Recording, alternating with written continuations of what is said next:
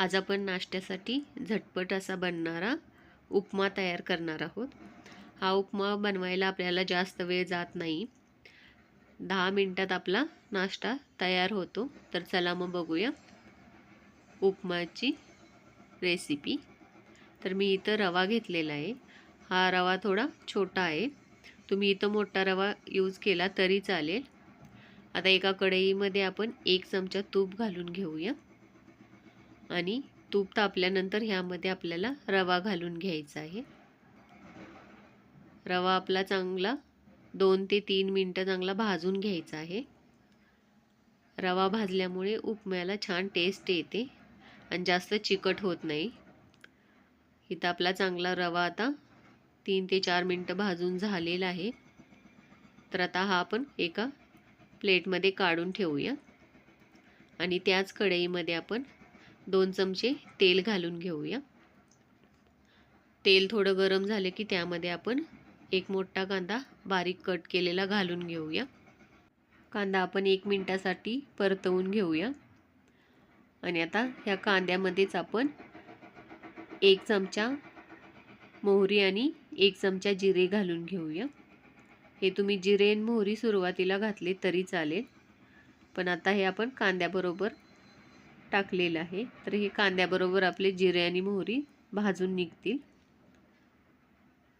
आपण आता हे कांदा 2 ते 3 मिनिटं चांगला भाजून घेऊया।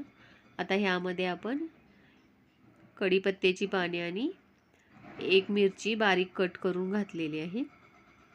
ही पण आपण कांद्याबरोबर 1 मिनिटासाठी भाजून घेऊया। हे आता आपलं भाजलेलं आहे, तर ह्यामध्ये आपण आता पाव चमचा हळद घालून घेऊया आणि ह्यामध्ये आपण कोथिंबीर घालूया आणि हे पुन्हा एकदा परतवून घेऊया। हे आता आपलं परतवून झालेलं आहे, तर आता ह्यामध्ये आपण पाणी घालून घेऊया। इथं पाणी आपल्याला रव्याच्या डबल घालायचं आहे। इथं आपण जर 1 वाटी रवा घेतला असेल तर आपल्याला 2 वाटी पाणी घालायचं आहे। तर मी इथं आता रव्याच्या डबल पाणी घातलेलं आहे। आता हे आपण उकळी आणून घेऊया ह्याला आणि ह्यामध्ये आपण चवीनुसार मीठ घालून घ्यायचं आहे। आता आपल्या पाण्याला उकळी आलेले, तर त्यामध्ये आपण चमच्याने हलवत भाजलेला रवा घालून घेऊया। आपल्याला एकदम चमच्याने हलवत घालायचं आहे, नाहीतर गाठी तयार होतात। आपण हा चांगला मिक्स करून घेऊया। 1 ते 2 मिनिटं आपण परतवून घ्यायचा। थोडंसं पाणी ह्याच्यातलं आटलं की आपण हे झाकून 2 मिनिटासाठी कमी गॅसवर ठेवून द्यायचं।